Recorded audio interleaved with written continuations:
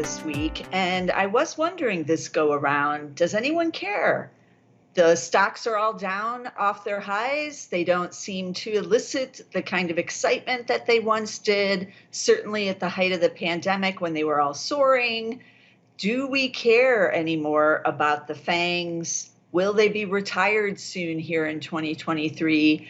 I've heard a lot about their retirement over the last couple of weeks, but I wouldn't count them out just yet. So let's take a look at their charts, what's happening now as we head into 2023, who has the best earnings surprise outlook, and are any of them cheap? Let's dive in. So Meta Platforms leading off, formerly known as Facebook, and it's the F. So let's start with it.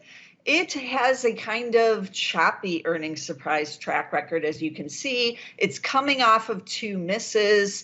It's laid off employees. The earnings estimates have come way down, but it does look like it maybe has bottomed here, at least for now, and it's off those October lows. But how cheap is it? It's still trading at 17 times because the earnings themselves have come way down. So it's not altogether a dirt cheap stock, as some might think, but maybe the worst is priced in now. We will see in this report, but this is going to be kind of an interesting one because everyone knows they're making the change over to the metaverse. And what is that looking like right here? We're going to find out. Then we're going to switch over to the A's, Apple. It's got the best earnings surprise track record still no misses. A lot of people thought they might pre-announce because things weren't going too well, and that they might pre-announce in order to avoid having a miss there. So when a company pre-announces, they say, oh, things aren't as good, here's what we're going to do instead. The analysts have time then to adjust the earnings estimates. So then when they come out with the earnings, they may have a meet or a beat anyways, even though they guided lower, they warned, but that hasn't happened with Apple. So what does this mean? This means it might be better than expected. Things aren't as bad, and they're still expected to meet or beat here, even without the warning. So that's going to be interesting. Shares are a little bit weak here, weaker than they were in October. But getting the bounce there. They're not certainly as sold off as some of the others. They are still trading above 20 times. So still quite an expensive stock for the single-digit earnings growth that's kind of expected here. But let's see what happens, because this is an intriguing one. Then we're going to switch over to the other A, Amazon, and they have quite a choppy track record right now because, on the retail side, things are a little bit iffy, and then we don't know on AWS, the cloud side. So they've got three beats or misses in a row there. Nobody would be surprised if maybe there was another miss. The shares have traded down all the way back to the 2020 lows. So they gave up all the pandemic gains. Are they cheap? On a PE basis, the answer is no, because again, their earnings are also coming way, way down, but they were even, a year ago. So they are still trading at 62 times, even with this big sell-off that's wiped out a lot of the gains in the shares. So this is a one that's all up in the air. There have been layoffs.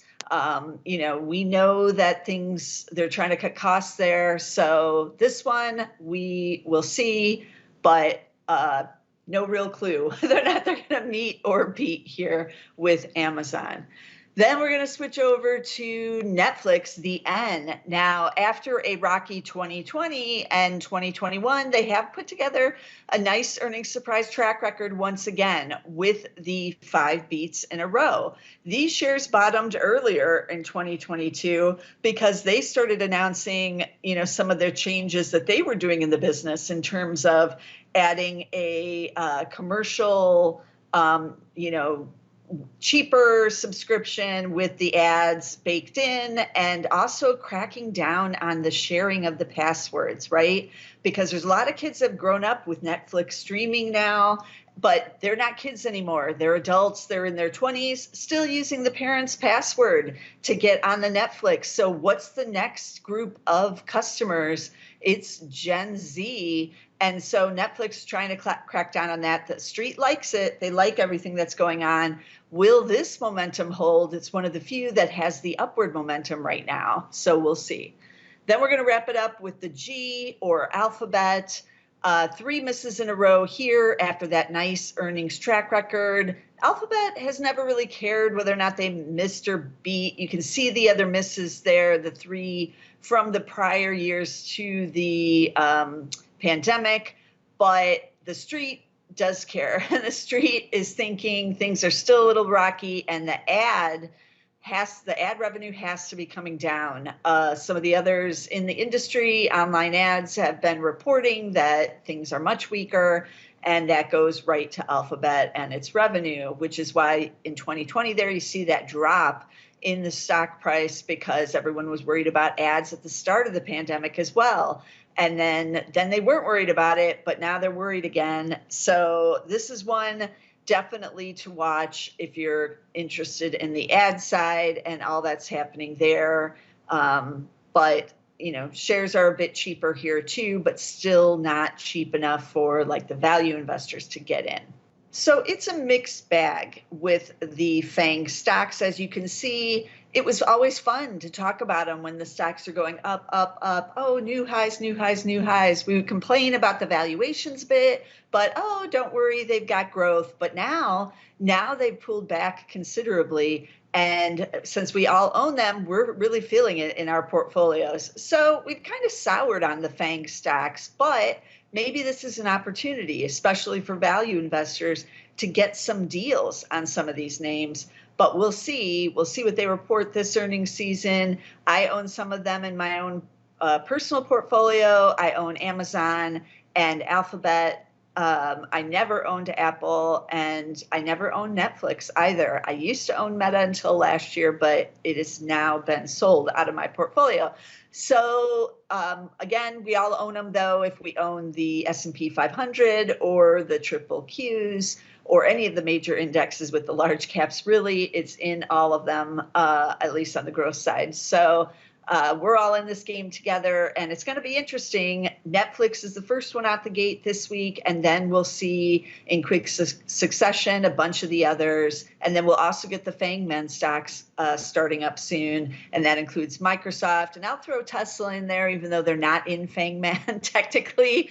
But Tesla is going to be a big one to watch this quarter, more so maybe than even these FAANG, the initial 5 FAANGs. But you don't want to miss a single episode, because I'm bringing them all to you all earnings season long. You can get us on Zacks.com/YouTube. Also follow my Twitter feed and stock twits, either one. And I'll be bringing you even more charts there that I can't get to in the videos. So be sure to check there. But as always, I'll see you again next week with some more earnings charts.